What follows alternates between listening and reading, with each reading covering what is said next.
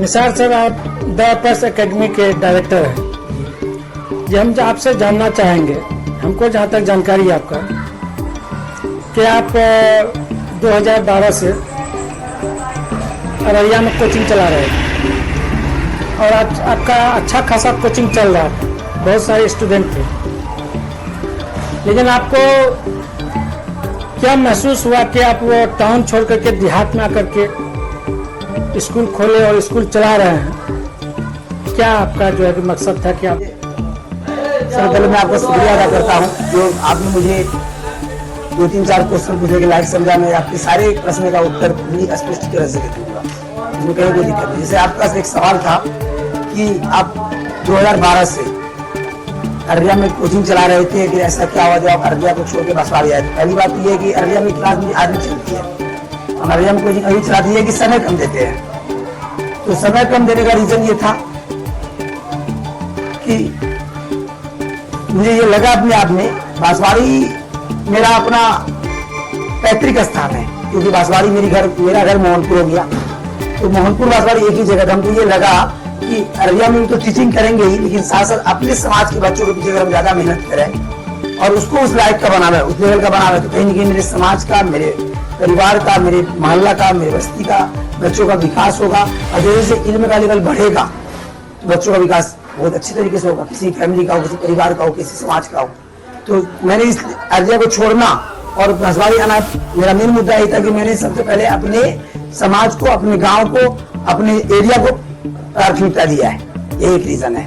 नहीं तो अररिया में आज भी बच्चे हमसे बहुत ज्यादा एक्सपेक्टेशन करते हैं कि सर आप जैसे पहले टाइम देते थे 7 घंटा 8 घंटा में से टाइम दीजिए। कई सारे लोग कहने वाले स्कूल लेकर अररिया में आइए, कि मैंने पहले मुझे तो किया नहीं, पहले अपना समाज, हर इंसान के लिए यही बनता ही है, अपना फैमिली, अपना समाज, उसके बाद फिर और कुछ। और मैंने ये भी सोचा कि अररिया में तो बहुत सारे लोग चला रहे हैं, फी वगैरह ले रहे हैं, शहर है, अच्छा फी मिलता है, लेकिन हम शहर की क्वालिटी गाँव की फी में देंगे और वो हम कर भी देंगे। बांसवाड़ी गाँव में जैसे शहर के लोग जो शहर के फैकल्टी से पढ़ाते हैं, मैं उसी फैकल्टीज को ले आकर के ग्रामीण क्षेत्र के फीस में उससे अच्छी क्वालिटी देने की कोशिश करता हूँ। मतलब मैं बताना चाहता हूँ हर पढ़े लिखे नौजवान को, अपने अपने समाज के, अपने अपने गाँव को, अपने ग्रामीण क्षेत्र को आप चाहो तो अच्छी से कर्म गंभीर सुधार कर सकते हो। ये मेरा मुद्दा, मेरा मोटो रहा है बांसवाड़ी आने का। लेकिन अभी क्या है कि 90% लोगों के बच्चों को मैं यहाँ पे एजुकेशन दे रहा हूँ। गांव में कई पटना, दिल्ली, पूर्णिया वाला एजुकेशन ले रहा है, उसके अंदर ट्रेनिंग आई।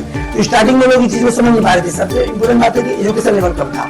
जो 10% लोगों का एजुकेशन स्तर अच्छा था, उनकी सारी परेशानियों को समझ रहे थे। लेकिन जो 90% लोग थे जिनको ये नहीं पता था फी क्या होता है, एग्जाम क्या होता है, फर्स्ट टर्मिनल एग्जाम क्या होता है, सेकंड टर्मिनल एग्जाम क्या होता है, तो स्टार्टिंग में सब समस्या झेलना पड़ा। लेकिन जैसे जैसे लोगों को क्वालिटी अच्छी मिली, बच्चे में इंप्रूवमेंट देखने को मिला, उसके जब उनको समझ में आने लगा कि प्राइवेट स्कूल भी एक होता है जिसमें एग्जाम मतलब, तो वो इस माहौल को इकट्ठे करने लगे। तो अब कहीं नहीं, सारे के सारे लोग मेरे साथ मिला करके हैं। बांसवाड़ी गाँव में अब मुझे फुल्ली सपोर्ट है, पहले भी सपोर्ट था, लेकिन कुछ जगह कठिनाई आऊंगी। जो लोग समझते नहीं थे, जो कम पढ़े लिखे हुआ करते थे, परीक्षा क्या होता है, प्रथम स्तरीय परीक्षा क्या होता है, द्वितीय स्तरीय परीक्षा क्या होता है, वैसे लोग एक क्वेश्चन देना पड़ता था हमको कि साल में 3 एग्जाम लेते हैं, तो टेस्ट पे टेस्ट लेते हैं। लेकिन जब इसको इस चेंजिंग में एक कंपोनेंट उसका भी रहा है, स्टूडेंट का।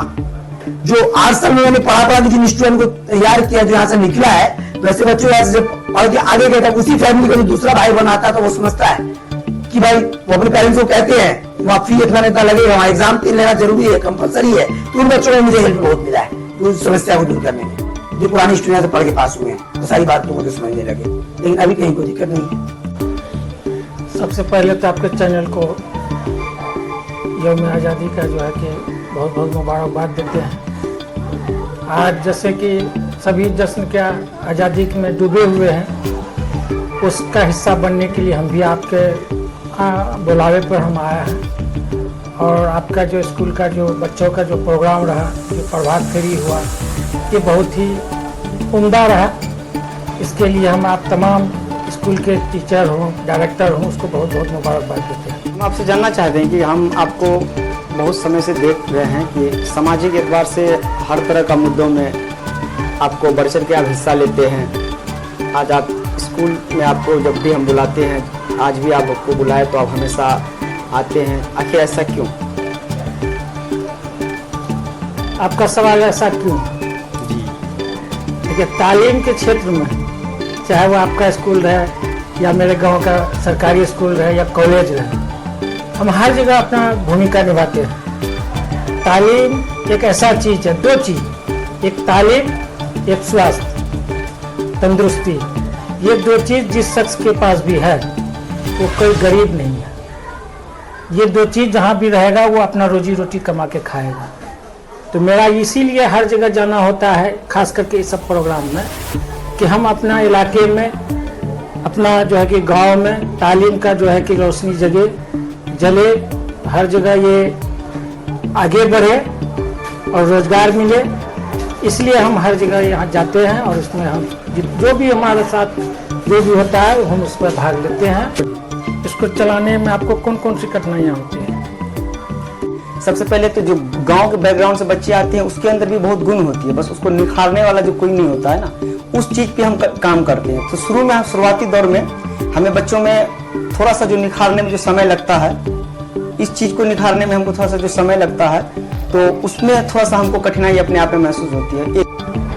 क्या आपके जो स्कूल में बच्चे पढ़ते हैं तो बच्चों में कैसा रुचि है? सर, अलग अलग फील्ड में जाने की रुचियाँ हैं।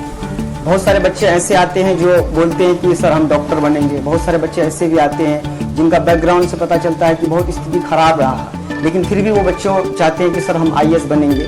तो बच्चों में बहुत तरह का रुचि है, बस उसको थोड़ा सा निखारने की ज़रूरत है, उस पर थोड़ा सा काम करने की ज़रूरत है, उस पर थोड़ा सा मेहनत करने की ज़रूरत है। और जो हम लोग प्रयासरत हैं, हम लोग मेहनत कर रहे हैं, उनके लिए लगातार संघर्ष कर रहे हैं, मेहनत कर रहे हैं। बाकी अब अगर वो बच्चे आगे अच्छा से और उनके पेरेंट्स को सपोर्ट करेंगे तो यकीनन इंशाल्लाह वो बच्चे और बहुत बुलंदी तक जाएंगे। जब भी हमें इनवाइट किया, आप हमारे बुलाने को हमेशा लब्बैक कहा है।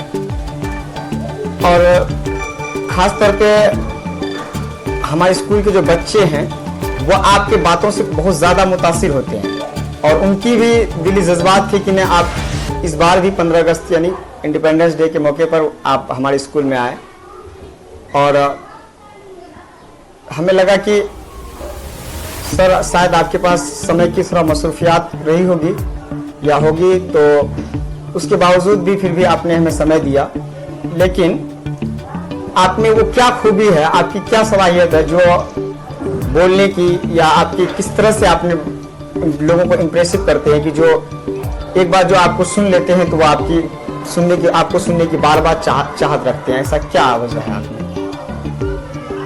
ये तो ऊपर वाले की जानिब से होता है कि ज़बान में सलासत हो और जो ज़बान से निकले और लोगों के दिलों में असर करिए, तो अल्लाह की जानिब से होता है। हम तो कोशिश करते हैं। बाकी इसमें दारुल देवबंद जहाँ से मेरी फरागत हुई है, उस अंजुमन में हम हिस्सा लेते थे और तकरीर करते थे, तकरीर की मश्क क्या करते थे। तो तालिब इल्म के दौर में भी दिल्ली वगैरह में जलसा में जाया करते थे।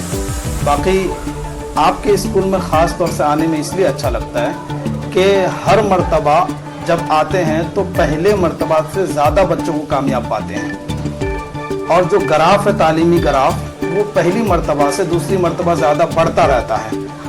ग्राफ की जो कैंडल होती है वो बुलंदी की तरफ जाती रहती है, कामयाबी